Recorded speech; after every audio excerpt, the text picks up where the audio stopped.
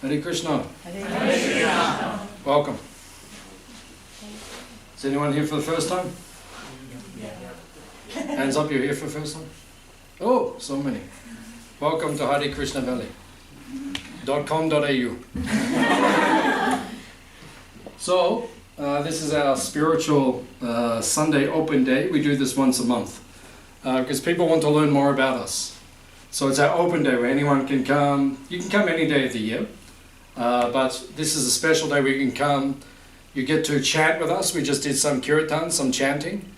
This is primarily we're chanting Maha Mantra. Maha Mantra means the great mantra for deliverance. Mantras are very sacred, very special actually, because a mantra, the word man means your mind. Tra means to release. So a mantra is a sound vibration that releases your mind from your material avidya. Avidya means ignorance. Because everyone is in ignorance in this world. Hands up if you're in ignorance. Okay, some of you. Actually, we're all in ignorance. The only reason you didn't put your hand up is you don't understand what it is I mean by ignorance. But we're all in ignorance because ignorance means when you think you are the body, when you think this is you, you don't understand that you are spiritual by nature and that your soul is just trapped within the body temporarily. But when you identify with the body, you think I'm man or woman, I'm Indian or Australian, I'm a doctor or I'm a lawyer, and then that's called upadi. Upadi means bodily designation. And when you identify with that, that means you are in avidya or ignorance. I'll ask the question again. Hands up if you're in ignorance. Okay, now it's more popular. Because now you understand. All of us are in ignorance. So when we chant the mantra, the Maha Mantra, the Hare Krishna mantra, it releases us from the ignorance. Because the mantra is made of pure spiritual sound, the names of Krishna or God. And when you chant the names of Krishna, it's made of pure spiritual sound and it releases you from your ignorance, brings you back to your spiritual realization of who you actually are. In other words, it gives self-realization and Krishna consciousness, God realization simultaneously. So it is very powerful. So that is why we do kirtan. So now you've joined with us, you did kirtan, that was very nice. So we invite people, come here, it's our open day, you can do kirtan with us, you can chant with us. Our motto is chant and be happy. Hands up if you felt happy during the kirtan. Okay.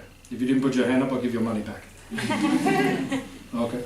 Because the kirtan works. It makes you feel happy. When you chant, you'll feel happy. Someone said to me before, actually, they said, you look happy. As they arrived here, they looked at me, they said, you look happy. And that is because we do the chanting every day. We're doing this every day. So we invite people to come and join us, and it will make you happy. And now, we will have some Bhagavad Gita philosophy. We will discuss some philosophy from the ancient Vedas, the ancient teachings of India. The word Veda means, what does Veda mean? Ved. Knowledge. Knowledge, very good. Knowledge. Veda means knowledge. So the Vedas are the ancient books from India which speak about spiritual knowledge. How to live in this world. Just like when you buy a vacuum cleaner, you get an instruction manual. And what's the instruction manual for? So you know how to use the vacuum cleaner. Did you ever buy something, you didn't read the instruction manual and you broke it? Hands up, you ever did that? One person, okay, 2 people, 3 people, very honest, very good. The rest of you are very intelligent, you read the instruction manual.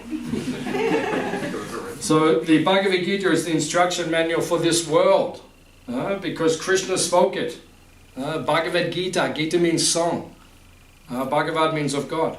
Krishna himself, he came to earth 5,000 years ago, he spoke Bhagavad Gita in Kurukshetra, in India. Anyone here from India? Acha. Okay, so he came and spoke Bhagavad Gita there, and then he spoke it. It's an instruction manual. How to understand your spiritual nature, your spiritual essence, and give up your ignorance or your understanding that you are the body. To come above those things and to understand your spirit. So this is what the world needs right now. Because you see all over the world, people are fighting and they're doing all sorts of, not like Israel and Palestine, there is a conflict. Ukraine and Russia, there is a conflict. You know why there is a conflict between these countries? Because they're not reading the Bhagavad Gita. I'm serious, right? Because last year I was at a retreat in India. And before the retreat, we were all getting ready for the retreat. So we're helping cleaning and getting ready. And there were people, Hare Krishna devotees from Palestine, Hare Krishna devotees from Israel, and everyone was working together beautifully. Why? Because they read the Bhagavad Gita. And what does it say in Bhagavad Gita? Dehinosmin yata dehe kaumaram yavanam jara. Right? You are not the body. You are the Atma, the soul. So they don't think I am Israeli, I am Palestinian. They think I am the spirit soul. So we're all the same. We're all equal. It's not that one is better than the other. You're from, we draw an imaginary line on the earth. There's no line there anyway. And if you're born on that side, you're from Palestine. You're born on that side, you're from Israel. It doesn't even make sense in the first place. And now that means we have to not like each other and fight. That doesn't make sense. That's called avidya, ignorance. So when you read Bhagavad Gita, you'd say, I'm not from Israel, I'm not from Palestine, I'm spiritual, and we should not fight together. We should love each other. As Bob Marley said, one love, one nation. So we should be like this. So that's why we're teaching this Bhagavad Gita philosophy. So we ask people to come here to Hare Krishna Valley. It's our open day, and we'll share our philosophy with you. And if you like it, you take it home, you practice it yourself. And if you don't like it, then I think you'll like it anyway. But if you don't like it, that's okay as well. But if you do like it, then practice something. And then it will make changes in your life. Just like people in this world, sometimes they feel depressed. Depression's a big thing. I was hearing yesterday. Someone, my mother-in-law, she works in the health industry. And she's telling me that the rise in mental health is getting bigger and bigger. People are feeling depressed. So what is the remedy for depression? Right? It is not medication. Right? It's chanting Hare Krishna. Meditation. And meditation. Meditation is good. But even more powerful is chanting Hare Krishna. It will reverse your depression. Because when we chant, we put our hands in the air like this. You see like the Panchatattva in the pictures. They have their hands like this in the air. When your hands are like that, that is antidepressive. You can't feel depressed when you're walking around like this. Alright, so if you're not feeling very good, you just put your hands in the air, dance around your kitchen table and say, Hare Krishna. If it doesn't work, I'll give your money back. Okay? And if it does work, you can do it. No problem. It works. I can say because I've been doing this for many years. It works. Sometimes if you come here, you'll see me dancing around in the paddock. Just like this. Hare Krishna! Hare Krishna! People think I'm a madman. No. It is antidepressive. Antidepressive. We know so many things, how to cure these things. But people are not listening. Everyone listens to this these days. This is your guru.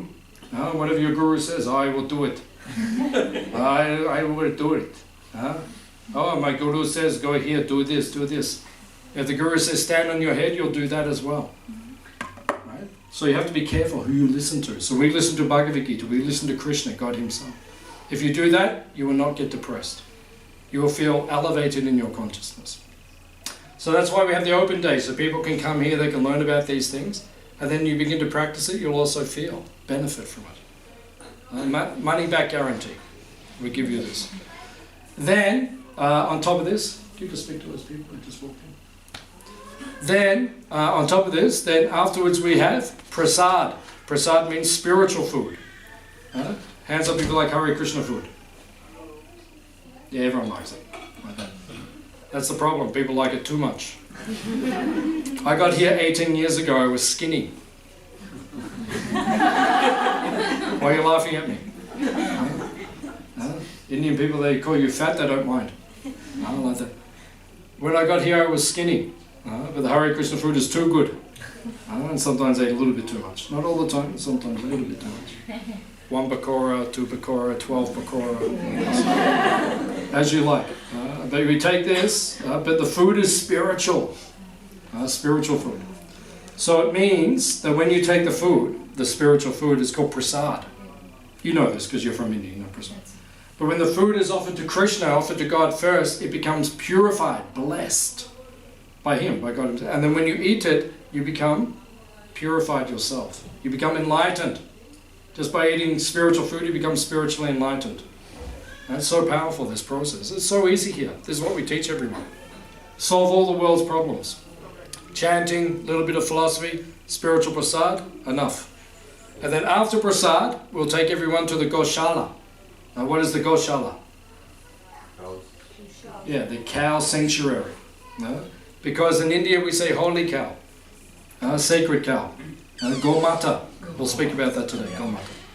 So after lunch we'll go and see the sacred cows. Why are they sacred? Why are they special? Because they're born here and they will die here, and there is no fear for them. It is called ahimsa. Ahimsa means no violence. In this world there is all violence. People are killing the animals. I saw the figures the other day. Trillions of animals are being eaten and killed every year.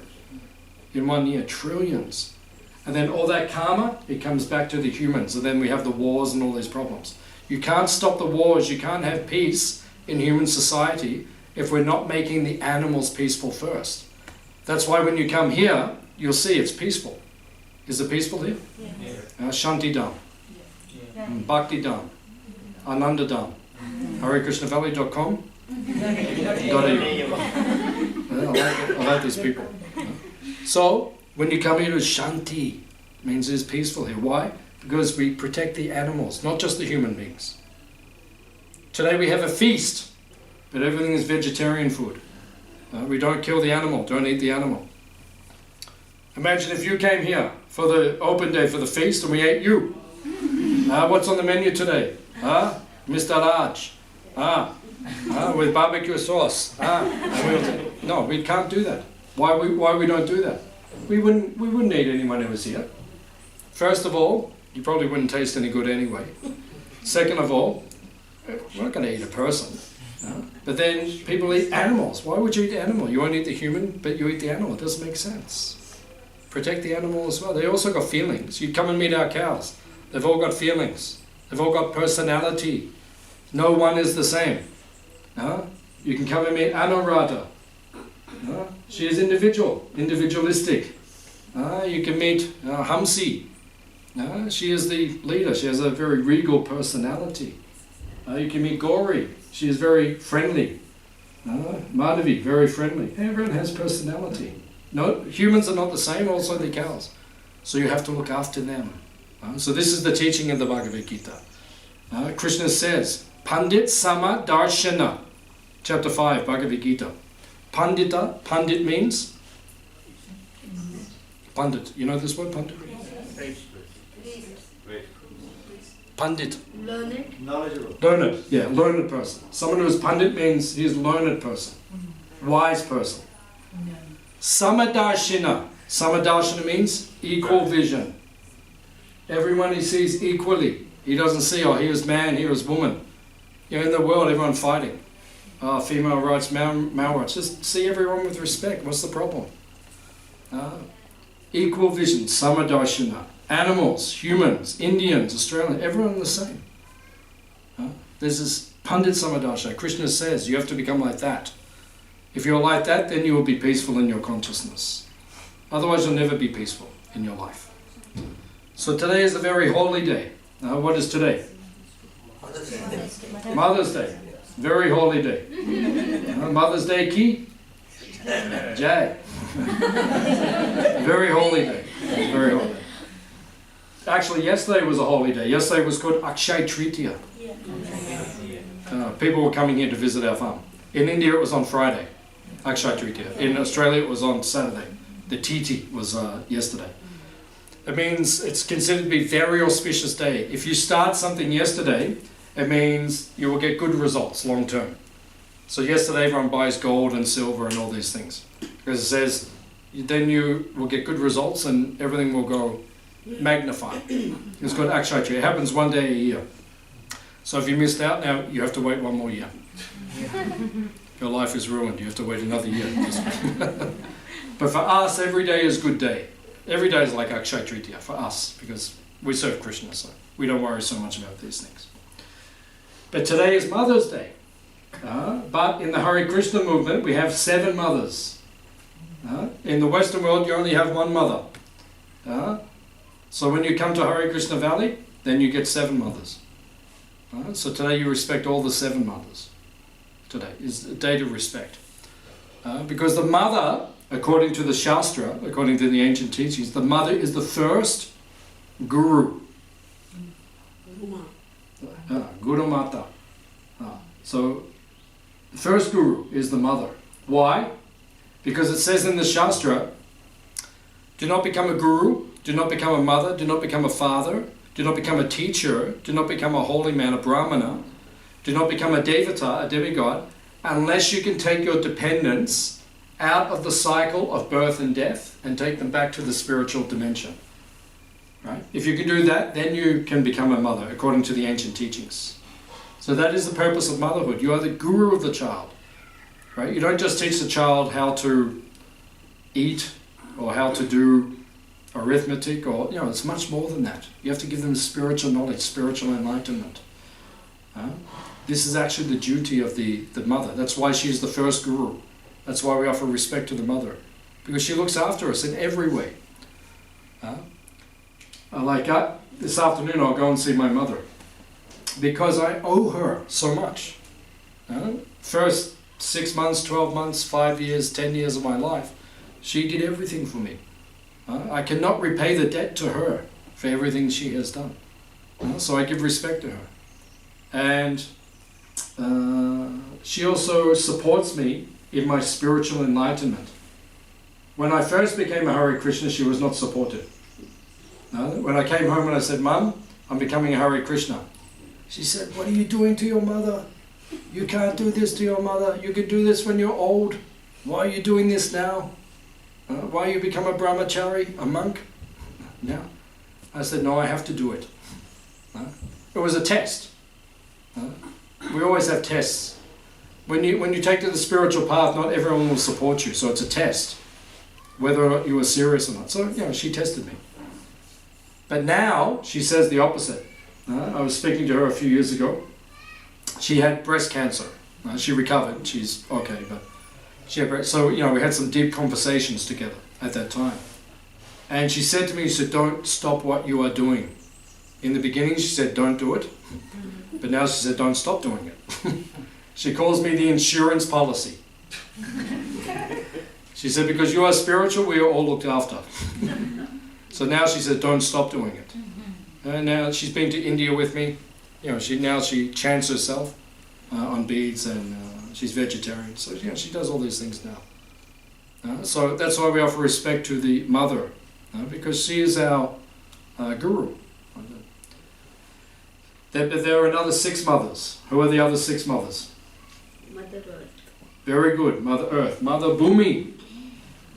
She is also our mother. Bhumi. In India we say Bhumi. In Australia we say Earth.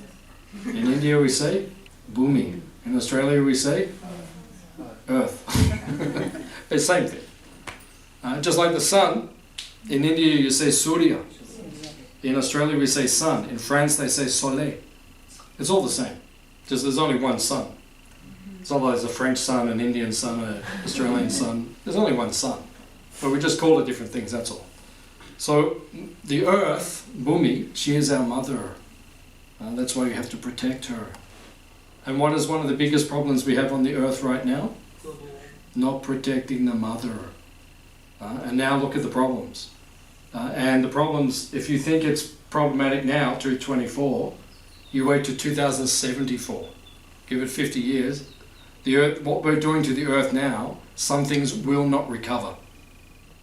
Now everyone's going around, some people are going around planting trees and everything, that's good. But the way we're treating the earth right now, some things will not recover. The problems will escalate, devolve. It's very unfortunate. She is the mother. You have to protect her, but she's not being protected. And then what happens when she's not protected? Then what happens when the mother's not protected? The children suffer. So what's happening because the earth is not being protected? Now we're having problems. Like in Mexico City, I have some friends in Mexico City. Now they've got water problem. They're running out of water. How many people live in Mexico City? It's like 15, 20 million or something. Maybe more, I can't remember. It's a ridiculous, like everyone in Australia in one city. Oh, practically, it's like that. They're running out of water. Big problem. Why? Because we're not protecting the earth. You have to live in harmony with her. Just like the American Indians, they said, before the white man came, 250 years ago in America, they said all the rivers you could drink out of. Clear water. All the rivers in America you drink 250 years ago. And the white man came, and now you can't drink out of any of them. Some of them are toxic, actually. You can't just go and just drink like that. Now, this is happening all over the world. Like we have the Yarra River or the Barwon River. Hands up, you drink from the Barwon River. Why are you laughing? Hands up, do you drink straight from... we wouldn't even do it now. Imagine you go down Geelong, right? Jump off the pier and just start drinking. No, we wouldn't even do it. We'd be like, oh my God, is this water even safe? All over the world it's becoming like that. We're not looking after the earth. The rivers are said to be the veins of the earth. Yeah, we're not even looking after the blood supply. And then what happens if you don't look after the blood supply? The whole body gets sick. So now we have these big problems because we're not looking after Bhumi, the earth. So this is one of the big problems. She is our mother. The American Indians, they say, do not make a decision which will impact the earth, which will affect 7 generations of your people. So you have to treat her with respect. But then, now, they're making decisions which are affecting this generation. You don't even have to wait 7 generations anymore to have a problem. We're just wrecking the earth in this generation. So that's why at Hare Krishna Valley we teach the positive alternative, how to look after the earth. Just like our good friend, Shaden, he looks after the bees here at Hare Krishna Valley. Now we have our own beehives, we make our own honey. So he looks after the bees, because without the bees, we don't get any food, because they pollinate everything. Right? All the fruits that we eat, all the nuts, right? Some of the vegetables, it only pollinates, we only get the fruit if the bees interact. So here at Hare Krishna Valley, we're teaching people, look after the earth, look after the bees, look after the water supply. We have a natural spring here on our property, right? So we take our natural water, we have to filter it, but it's because it's salty, but we try to look after, we try to work with the earth. So we have our mother, we have the earth. What are the other 5 mothers? Cow. Cow. The cow is called Gomata. Gomata. Now, the cow is sacred. Right? All animals are sacred, all life is sacred, but the cow is especially sacred. She is the personification. The cow and the bull are the personification of Dharma. What is Dharma? Dharma. You might have heard this word, Dharma. Dharma means? It means righteousness. It means morality. It means religion. It means all of these things. And Dharma. So the cow and the bull, they represent this. If you protect the cow and the bull, society will be peaceful. If you don't protect the cow and the bull, which is like what we're doing here in Australia, Australia is one of the top 4 beef nations on the planet. Right? America, India, Australia, and Brazil. Right? Kill more cows than any other place on the planet. Even India. India is supposed to be the home of Dharma, where they're teaching. But they kill more cows than any other place. Top 4 in the world. So the humans will never be happy, as we said, unless the cows are looked after. That is called Dharma. So here at Hare Krishna Valley, we're teaching Gomata. She is our mother. Why?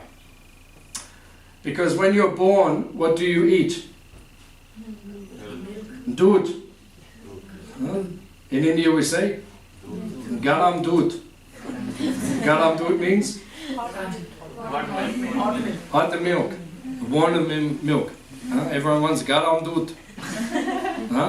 And in Australia we call it milk. Or hot milk. You say Garam Dood. So the milk and must be taken warm. If you go to India, no one drinks cold milk. It's not common. In Australia, everyone drinks cold milk. And that's why everyone is lactose intolerant. Right? You go to the fridge, how cold is the milk in the fridge? 4 degrees. you get it and you drink it, you can't assimilate into your body, and then people get lactose intolerance. They find it hard to drink milk, right? But most people can drink milk, but you have to take garam dud. In India, India already worked everything out thousands of years ago. Just have the milk warm and then you can drink it and it assimilates into your body. And it says that when it comes into your body, it forms finer brain tissue. The brain becomes fertile by milk. Milk is like the wonder food. And it's the most powerful of all foods. It's the most regenerative of all foods. Not the milk that's homogenized, pasteurized. They do a lot of things to the milk. But if you take straight from our cows, right, and you have that fresh milk, warm milk, then it will nourish the body more than any other food. It's most powerful. So when you're born, that's all you have, garam dud. Your mother gives you warm milk. 3 months, 6 months, 1 year, 3 years, 6 years. Anyone have for 10 years? No? No, it gets a bit much. Your mother wants a break. Just like my wife, she breastfed my daughter for 3 years. But then she said, okay, the shop is closed. Enough. He said, that's it. But then who takes over after that? The cow. She gives the milk. So she's the mother. Because the milk is the most nutritious of the foods. Sometimes people say negative things about milk, but that's because they're drinking it cold, from their refrigerator at 4 degrees, and they do so many things to the milk before you get it. But if you have natural milk, actually it's a very powerful food. It's a very nutritious food. It actually makes the brain very fertile, and that is necessary if you want to understand spiritual things. So that's why the cow is considered the mother. And she's personification of Dharma. So if you treat her peacefully and respectfully, after lunch, we will go to the Goshala, you can meet the cows. You can feed them, you can scratch them. If you were reading the other day, if you scratch them under here, the julap, right, it's considered very pleasurable for them. They like it. So you can scratch them, you can play them, you can feed them nice grasses.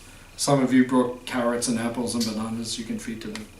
Today is also their feast, because there's Mother's Day. They're one of the 7 mothers, so we have to serve them as well. Give them some carrots, make them happy. If your mother is happy, you'll be happy. It's actually an important point, because in Jyotish, Vedic astrology, does anyone know Jyotish? Yeah, Vedic astrology. In India, it's big. Then the sun represents the father, the moon represents the mother. So when you're born, we look in your chart. Where is the moon situated? Because the moon means your mother. What sort of relationship you have with the mother. The relationship with the mother must be good. Even though she's sometimes, in this day and age, sometimes there's disagreement between mother and son or mother and daughter. Sometimes it's there. Even me and my mum, sometimes we've had little things. But you have to always maintain respect and have a very positive relationship with the mother figure, because the mother, or the moon, represents the mother, also represents the mind. And you see, if you don't respect the mother, your mind will not be peaceful. Right? Does it make sense? Yeah. These things are scientific. People say, oh, I don't believe in astrology. Astrology it works. Just like on the earth, you see the moon controls what? Water. Right, the oceans. Where do the oceans move? By the gravity of the moon. So she is pulling like this. Right, tide goes in, tide goes out. It's all by the moon. So she also affects the mind. You speak to anyone in the health services, anyone's a nurse, you speak what the psych wards are like on a full moon. Right? Everyone thinks they're Jesus, everyone thinks they're Napoleon. Right? Everyone becomes activated by the moon on the full moon. People, you see it. These things are there. So this is scientific. So you have to have a good relationship with these 7 mothers. Respect them. Because then your mind will be peaceful. If you don't respect the 7 mothers, your mind will not be peaceful. It's a fact. I've seen many people that don't have good relationship with the mother, then their mind is not peaceful. Always respect your mother. So we have the mother, the earth, the cow, now 4 more. River Ganges. Ganga river. True. Yeah, we say Mother Ganga, but she's not one of the 4. But yeah, you have to respect her. Yeah. What are the other 4? Huh? Rajapatni, Guru Patni, Brahmana Patni, and Datri. These 4. They're the other 4. Rajapatni means wife of the king. Wife of the king. The queen. She is like our mother. Actually, everyone wants a royal family. Everyone wants it. It's natural. When, what are they called? The couple who got married? Probably not the right person to ask. Yeah, the English, the royal family in England. Harry and Meghan. Okay, so Harry and Meghan. 1.5 billion people watched that wedding. How many people on the earth? 7-8 billion, right? 1.5 billion people watched that wedding. So if people say they're not interested in royal, no, everyone wants it. Everyone wants a monarchy, but we want a benign monarchy. We want a monarchy that actually does something for us, who actually looks after us. It would be wonderful if we had a pious king and a pious queen and they looked after everyone. You know, just like we have poverty on the earth. Why do we have poverty? Because the governments cannot manage. There shouldn't be any poverty. There shouldn't be 1 in 8 people every night on the earth go to bed hungry. That is mismanagement, because there's enough food for everyone. If someone's going hungry, it means the government is not managing that everyone gets the food. That's all it is. So we want good kings. We want good queens. So if there is a good king and a good queen, the queen is also your mother. Just like we say, the queen mother. Right? The Elizabeth's mother, we call her the queen mother. Like that. So that's natural. People want these things. So she is one of our mothers, one of the 7 mothers. So in Australia we have, what's the Prime Minister's name? Anthony Albanese? Is that it, the Prime Minister? Yeah. Anthony Albanese. So his wife is your queen.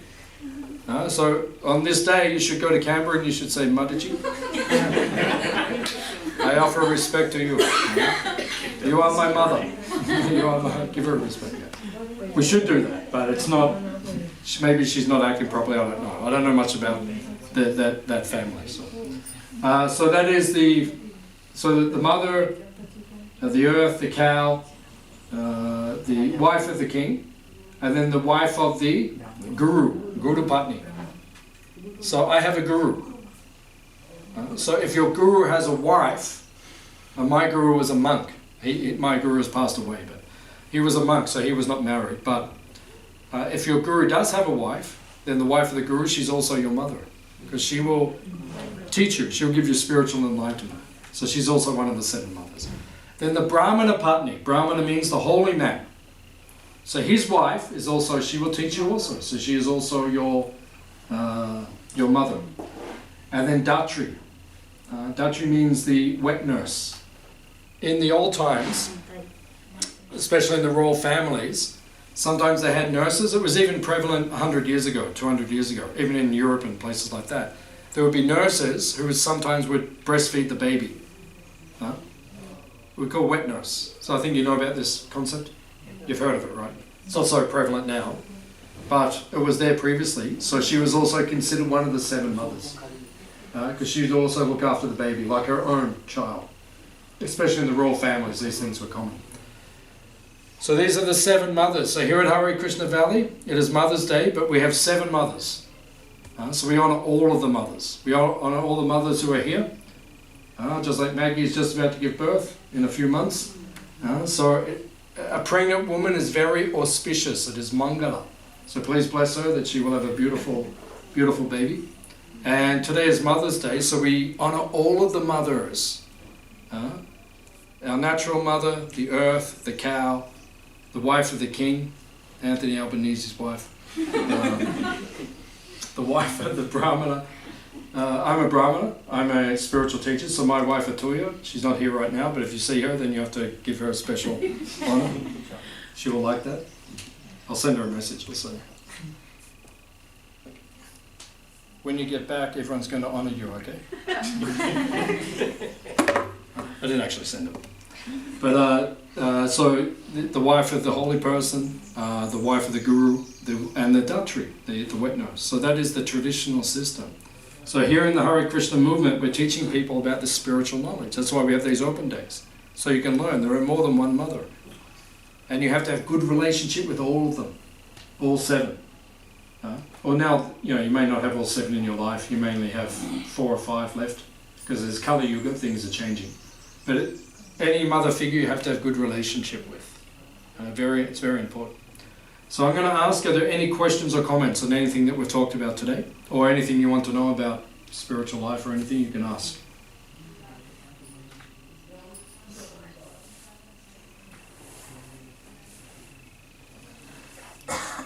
Any other questions? Anything you want to know about anything we spoke to, or anything about spiritual life? You want to ask something, you can ask also.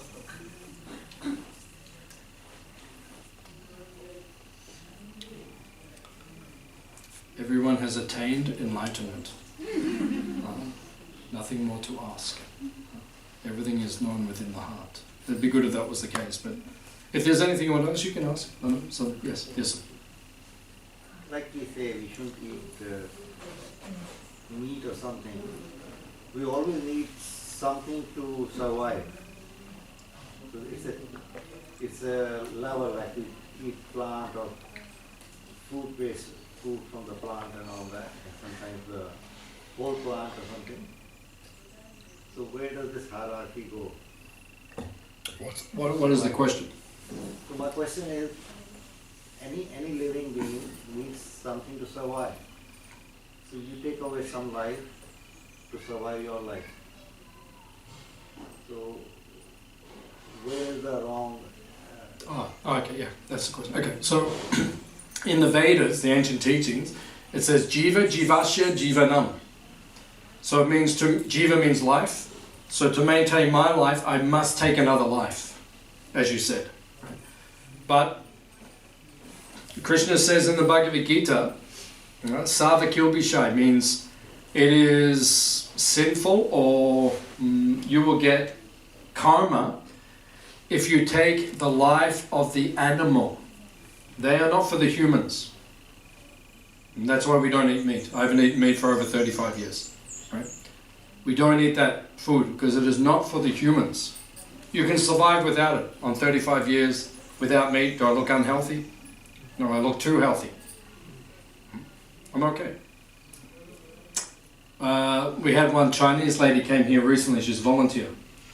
I picked her up at the train station because she read on our information that volunteers can come here. And it says in the description, we are vegetarian. So I picked her up at the train. She saw me. She said, "Are you vegetarian? You don't look skinny." "Are you sure you're vegetarian?" I said, "Yeah, I'm vegetarian, but we eat Hare Krishna food. It's a little bit different." So it means that in the Vedas, the ancient teachings, it says you must take a life, but humans are only permitted to take the lives of the plants. Krishna says, "Patram pushpam phalam toyam yome bhaktya priyachtanti." He said, you can offer the fruit, the flower, the leaf, or the water to me, but not the meat. The meat is not for us. The meat is for the animals. The tiger can eat their meat, but that's not for the humans. So as you said, there is some karma. Even if I take the carrot, I've taken his life. So I have to get some karma because I took his life. But if I offer the food to Krishna, just like we've cooked today, and we offer the food to Krishna, then Krishna will take all the karma away. It is called akarma. All the karma disappears, and then it is prasad, as we said, and then you don't have any karma. Does it make sense?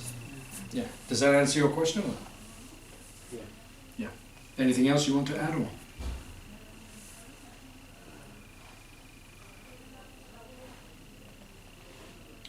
I think anything you take away from somebody, that person's, that entity's karma you are taking. You're taking his life, not his karma. Now, what it means, if you kill the animal, animals don't have karma.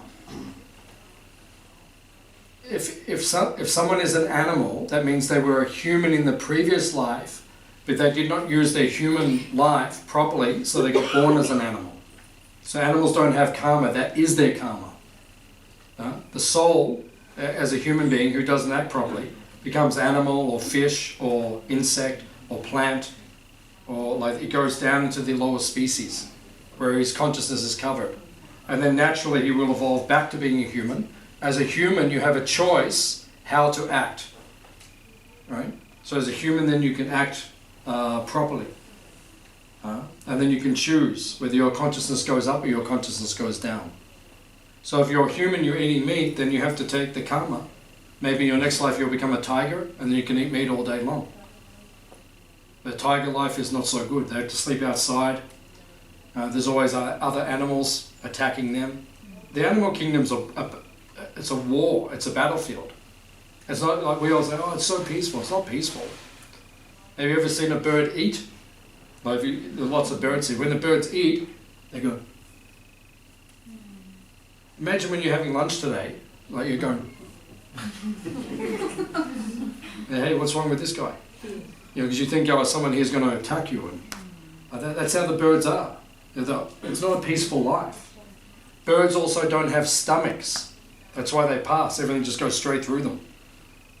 So it means they're hungry all the time. Imagine you didn't have a stomach, you know. After lunch you say, oh, I'm still hungry. It's not a very good life. So as an animal, that is you don't get karma. So when we take a life, we're taking the animal's life.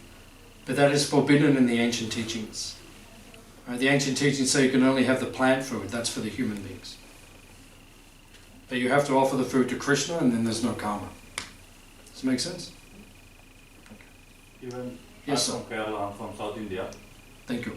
Even we do cut the trees for the making the temple purpose as well. Building of new temples. You do what? Building the new temples. Yeah. Also we using some parts of wood for the temple. The Even wood. we asking the permission to cut the tree before. Yeah, of course. We do the pujas and get the permission. Even asking the permission from the birds as well who are living in that tree. Yeah. Then only we cut that tree. Yeah, that's good. That's enlightened existence. Yeah. Yeah, that's how we should We be. do not just consider us like a humans. Yeah. They're also humans. Well, they're not human, but they're life. Yeah, life. Yeah. Yeah, they're living entities, so you offer respect. Yeah. Yeah. Yeah, because at this point in time, the forests around the world is one of the biggest problems on the planet. Deforestation. They're cutting down too many trees. But you know what they use so much of the trees for? You're up to 90%. It's for pulp, Yep. to make paper, to bring out useless magazines. You know, when people read like Women's Day. Well, I don't want to offend anyone, especially if you read it. I'm sorry, but I'm just being objective.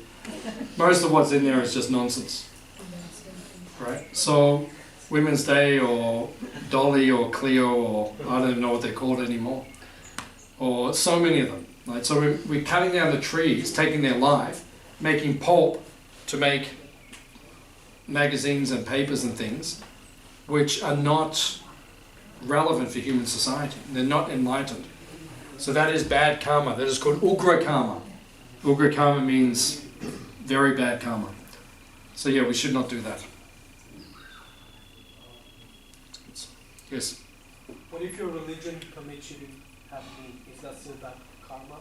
Like Christians, Muslims, will they get 10 eternals in the next life or not?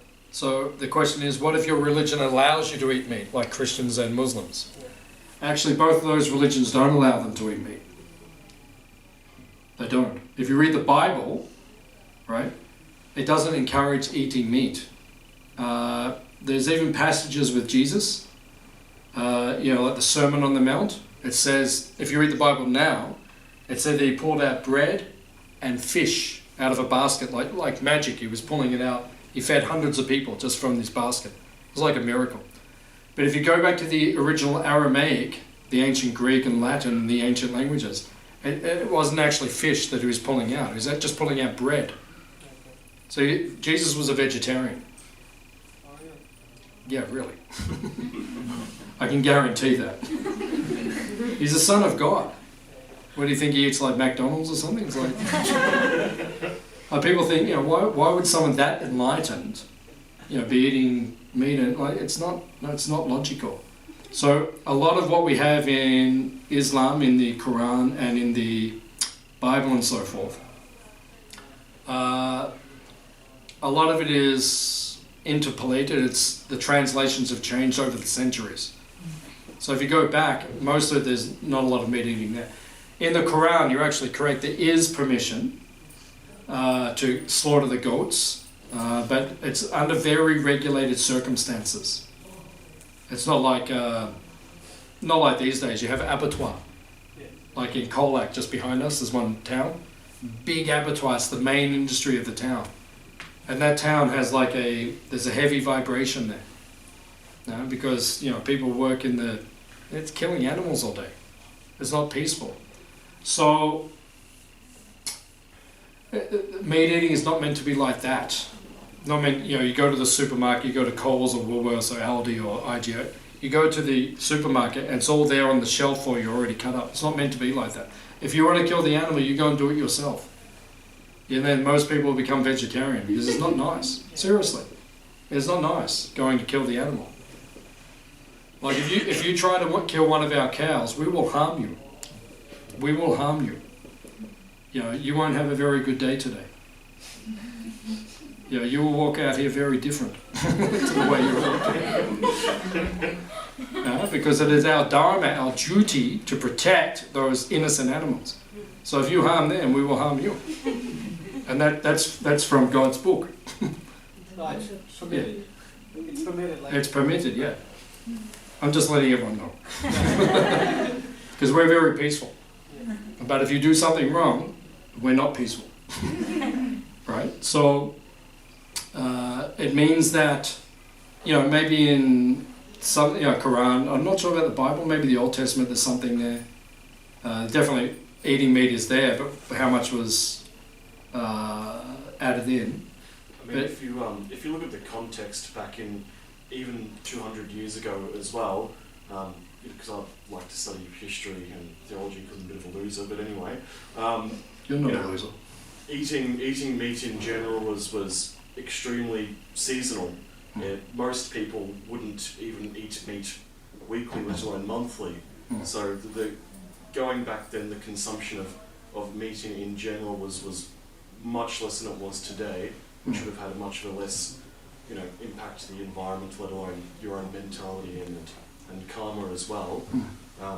So, like Keshava Prabhu was saying, even in the context of it within the Bible, the Quran, which is correct in both of them, and if you look at the old Aramaic version of the Bible, it discourages it actively. The context of slaughtering animals was in essence for extreme survival purposes.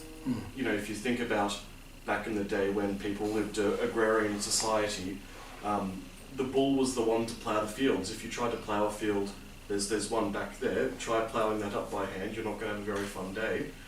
So the bull, nowadays we just kill the bull, unfortunately.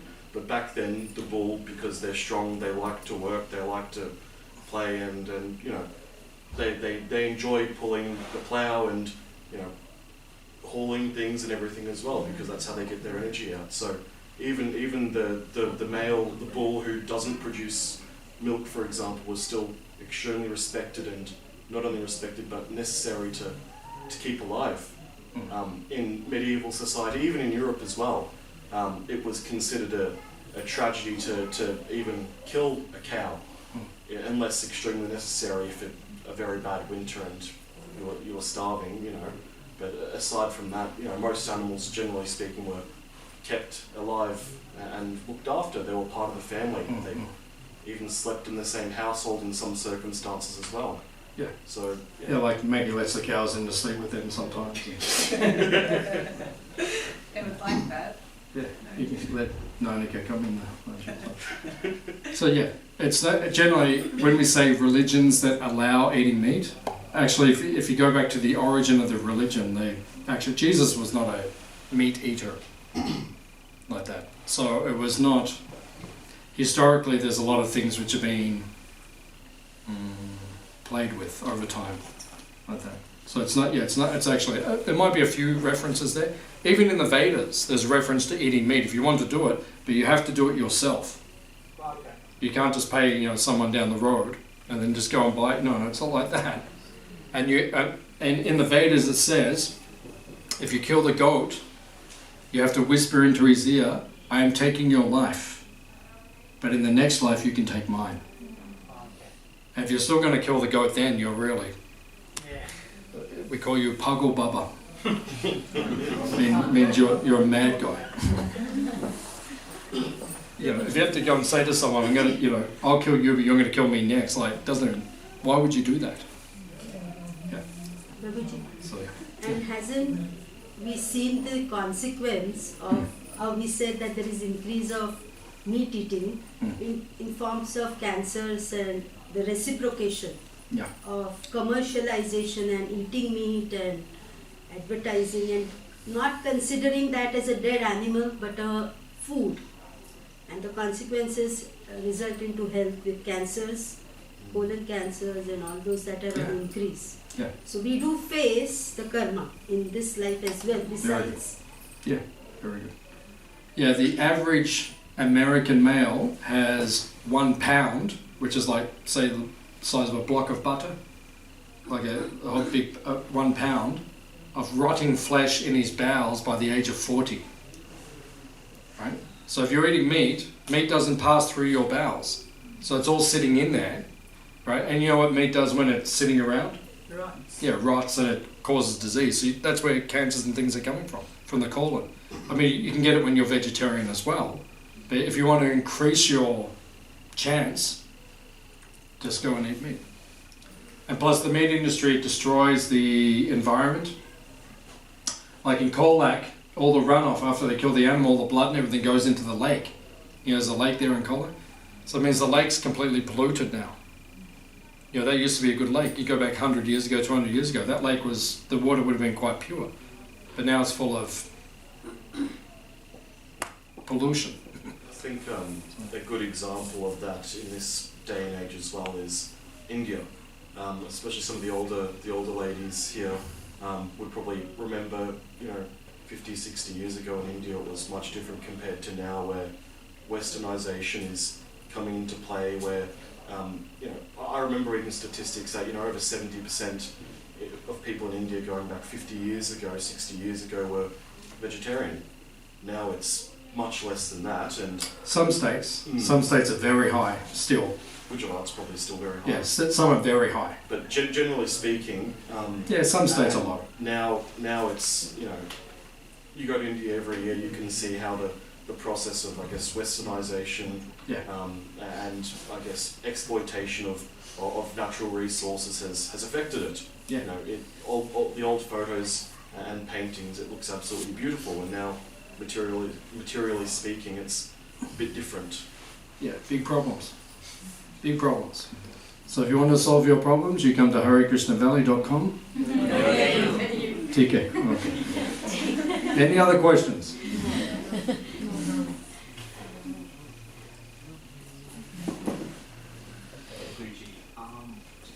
If you live in Antarctica or Arctic region, Yeah, if you live in Antarctica or Arctic, yeah. and you don't eat fish there, and Don't live there. Any other questions? No, seriously. people who live there, Then move. Get on the train and move. Or walk. Go somewhere else. You don't have to live there. Does anyone force you to live anywhere? No, you have choice, right? It actually says in Manu Samhita, which is one of the old Vedic texts, it says, man should not live where palm trees do not grow. It actually says that. Right? That's why we planted a couple of palm trees around here. But it means that. It means don't live in the cold places, because then you might be stuck in a situation where you can't eat anything. But I would hate that. I would hate that. So then, move somewhere where you can grow vegetables and do like that. Yeah. You only eat fish and things like that's the last resort. like the last resort. I've never had to do that in the last 35 years since I became vegetarian. I've never had to do it. You know, if I was stuck out in the middle of, you know, some desolate place and there was nothing else to eat, yeah, I'd eat fish or something like that, but, you know, that would be the last resort. Generally, we have choice. You don't hear about a lot of people moving to the Antarctic or moving to the Arctic. Why are you going to live there? Nothing. You can't grow anything. Right? People don't even know how to hunt anymore. So it's, you know, it doesn't really work. Space research organizations, What's it? like NASA, you know. NASA. Yeah, they have something going on there. Researchers, so they have. What are they researching? Go down there, it's all ice. What are they researching? Oh, there's lots of ice here. We already knew that. What's their research? They waste a lot of time researching all sorts of things. You know, anyway, I won't go into it too much, but yeah. The science is, these days everyone's really into science. Like, you hear on the radio, if a scientist says something, everyone's like, well, what did they become like the gurus. But they change their theories every couple of years. So they're not even sure exactly what they're talking about. Right? So now it's become like the scientist is like the guru, and they have and everything the science is telling us, they're just discovering things which are already known. Like, who was it discovered gravity? Was that Newton? Right? That's gravity, right? So he put an apple, right, and the apple fell down and he said, oh, that's gravity. We already knew that. Right? Apples fall. That's, you call it, oh, that's gravity, the law of gravity. We already knew that. The science is just discovering things which are already there. And if you go to the Vedas, right, it's interesting because if you go to the third canto of the Bhagavatam, for example, it talks about the atom, and this is going back thousands of years, well before science was prevalent. It talks about the atom, how things were created from the atom, what is the atomic process. It taught, you know, Jyotish, astronomy in India. Modern astronomy is still based on the ancient Vedas. They worked that out 1,000 years ago. They could tell you exactly where the sun was going to be 1,000 years from now, to the second. So they're just rediscovering things which were already there anyway. Science has a place, but sometimes it becomes overrated or people put too much faith in it. And up until about 1,000 years ago in England, science and religion were one. Right? If you studied science, it was to understand God. And we understood that science comes from God. So it was one thing. And then over the years, there were certain queens in England, and they broke apart science and religion. So now it's seen as like two different fields. Or you can't be religious and scientific. It's like it's opposed, but actually it's one thing. Science is just to teach us things or to substantiate things which are created by someone higher than us, that's all. So science has a place, but when people NASA they spend billions of dollars going down to the Arctic and so forth. What for? Yeah, we've got real problems here on the part of the earth that we are inhabiting. We've got real problems at the moment. They're spending billions of dollars. Like in Sweden, underground, they built this system where they were going to smash the atom. It cost $3 billion.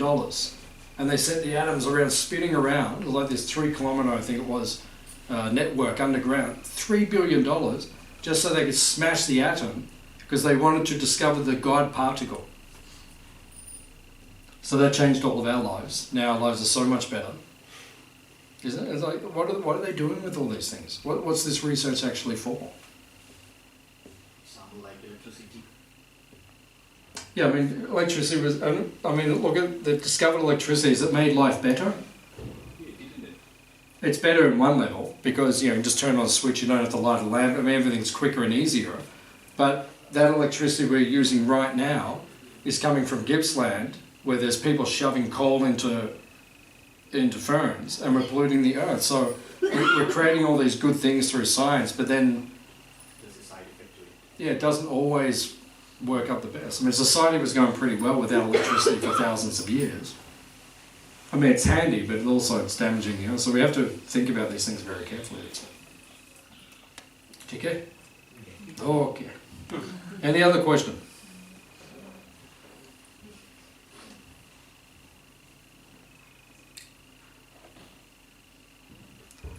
Is anyone hungry? I'm hungry. Okay. So this man at the back, you can please have lunch. The rest of you, thank you for coming. No, so if you'd like something to eat, we'll just go out and we'll turn right and we'll be serving the meal just there. And then after lunch, in about half an hour, we'll go to the Goshala and you can visit the sacred cows. Like that. So thank you all for coming. Hare Krishna.